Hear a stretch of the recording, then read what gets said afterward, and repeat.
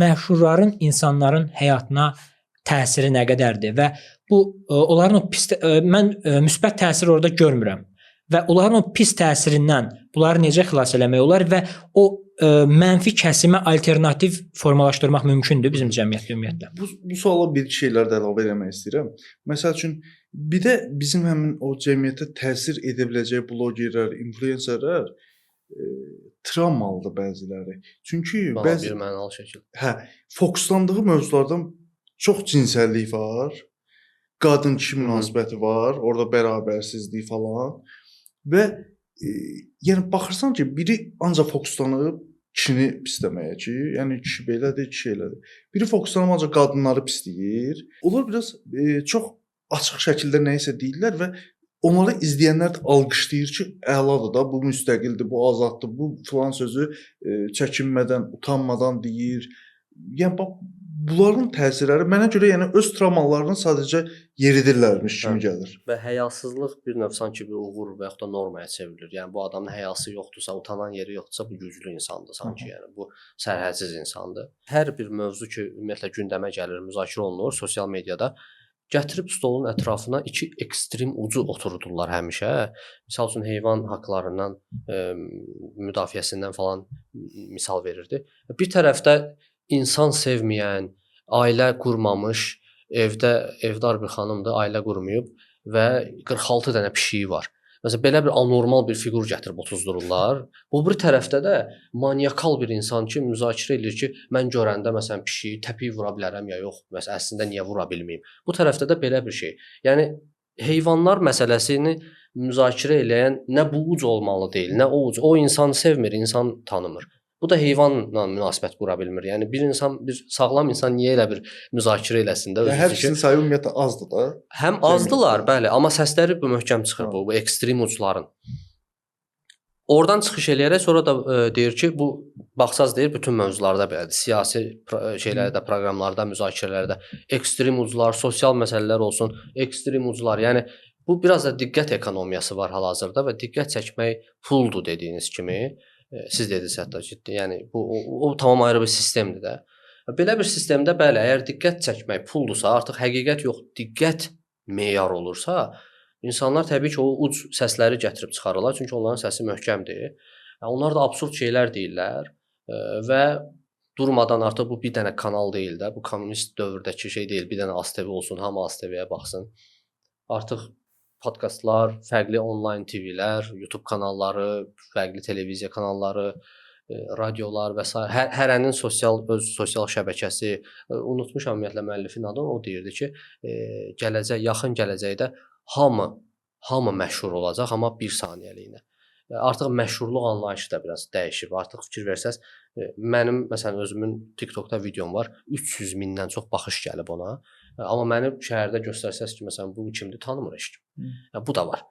Mən bir saniyəliyinə orada bütün Azərbaycanın tanıdığı insan oldum və məsələ orada bitdi. Artıq hamının uzun illər tanıdığı insanlar biraz azalır. Belə bir şeydə, yəni sistemdə ki, diqqət ekonomiyası hökm sürür. Təbii ki, o ekstrem ucları gətirib otuzdururlar və bu bütün kanallarda, bütün sosial şəbəkələrdə bu formada gedir. İndi sizin suala qayıdıram. Bunların insanlara yol göstərməsi düzdürmü, faydalıdırmı? Təbii ki, deyil. Yəni əgər diqqət ekonomiyası olmasaydı, mən stolun ətrafında hər dəfə o ekstrem ucları gətirib otuzdurmasaydım, bir orta nöqtədə oturan bir normal adam gətirib otuzdursaydım, amma burada tək məndən asılı deyil, otuzdursaydım və cəmiyyət də ona baxsaydı, baxmır məsələ oldu. Cəmiyyət o ekstrem uclara baxır. Cəmiyyət nə bilim o seksual şeylərdən açıq şəkildə danışan insanlara qulaq asmaq istəyir. Kimsə və ya ona qulaq asırlar, ya da ümumiyyətlə seksdən qorxan, bunu tamamilə bir xoxan kimi göstərən ki, sanki elə bir şey yoxdur. Yəni insanlar, bunların ailəsində belə şey yoxdur. Biz demiriksə yoxdur. Necə? Biz demiriksə yoxdur. Yəni danışılmayıb, yəni bizim evdə seks yoxdur söhbəti kimi, yəni ya bu insanlar gəlir, ya o insanlar gəlir ki, bu da deyir ki, ev yox, elə küçədə də seks olmalıdır. Qardaş, bunun bir orta yolu olmalıdır. Yəni bunları gətirmirlər və cəmiyyət də qulaq asmırsa, təbii ki, mən belə bir şəraitdə istəməzdim ki, yəni öz adıma deyim ən azından, mənim övladlarıma yol göstərən insan bu kimi belə ekstrem insanlar olsun istəməzdim. Eləcə də heç kimin balasına elə insanın yol göstərməyini istəməzdim.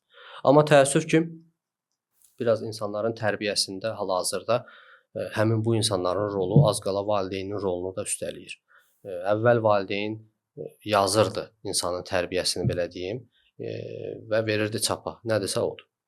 İndi elə deyil. İndi valideyn yazır, amma sosial şəbəkədəki bu insanlar da son redaktəni də eləyirlər. Onlar təsdiqləyirsə artıq övladın belə deyim beyninə o həkk olur, çap olunur ki, hə bu düzdür. Ona görə valideynlərin də işi biraz çətindir. Hansısa bir struktur yoxdur valideyn üçün ki, yapışsın ondan və övlada başa salsın ki, bu düzdür mütləq şəkildə, budur həyat tərzi. Onu deyə bilmirsən artıq. Nəyə söykənəcəksən? Dini dəyərlər deyirsən, sorğulanır. Qəbul eləyəni, eləməyəni. Mentalitet deyirsən, sorğulanır. Qəbul eləyəni, söyən də var bunu. Buna var gücü ilə yapışan da var, amma bunu söyən də var. Yəni bir orta yol yoxdur da. Hər şey sorğulanan bir şəraitdə övlada bir mütləq prinsip vermək artıq çox çətindir ki, şəraitdən asılı olmayaraq həqiqi olsun, doğru olsun və sən deyəsən ki, 20 il müddətincə bu həqiqətdən yapışa bilərsən, bu qoymayacaq səni batmağa. Elə bir şey yoxdur artıq. Hamısı saman çöpüdür. Yəni bu gün bu həqiqətdir, situativdir yəni. Sabahki şərait elə dəyişir ki, özün görürsən ki, mən dünən övladıma dediyim bu şey heç bu gün funksional deyil. Yəni mən dürüstlüyü aşılayıram övladıma, görürəm ki, dürüst olduğu üçün o öz dost çevrəsində bully olunur, qısnamaya məruz qalır və yaxud da ki, biraz daha gənc yaşıdır. Dürüstlüyünə görə işdə o bəyənilməyən insana çevrilir. Qovulan insana çevrilir və yaxud da ki, danışığın bilməyən insan roluna girir bəzən ki, bu müdirlə məsafəli danışa bilmir. Amma halbuki hörmətsizlik eləməyib, sadəcə öz dürüstlüyünü ortaya qoyub. Məcbursan övladığı gələcəkdə yaşaya bilsin deyə, mühitə uyğun, sən məcbursan övladığı siyasətçiyə çevirəsən. Bala burada belə ol, bala orada elə ol, bala onunla belə münasibət qur, hər adama güvənmə, hər adama açıq olma, dostlarını belə seç, elə seç. Bu şəraitdə də uşaq nətər güvən hissi ilə böyüyə bilsin. Artıq hamıya bir şeylə baxır da, şübhə ilə baxır. Belə bir şəraitdə ona görə çox çətindir. Valideynin də işi çətindir. Valideynin gücü də azalıb artıq və bu fonda mən valideynin evdəki öyrətmə mexanizminin zəiflədiyi bir şəraitdə hansısa bir blogerin və yaxud da ki, internet fenomeninin o funksiyanı öhdəliyinə götürüb mənim övladıma tərbiyə verməyini təbii ki, istəmir. Uşaq dəmlənə bilmir, uşağın dəyərləri formalaşa bilmir, uşaq özünü tapa bilmir, tanıya bilmir. Ona görə də yəni ehtimal çox azdır ki, mən internetdən hansısa bir belə deyim də müsbət şey gözləyim uşağın tərbiyəsinin və yetişməsinin istiqamətində.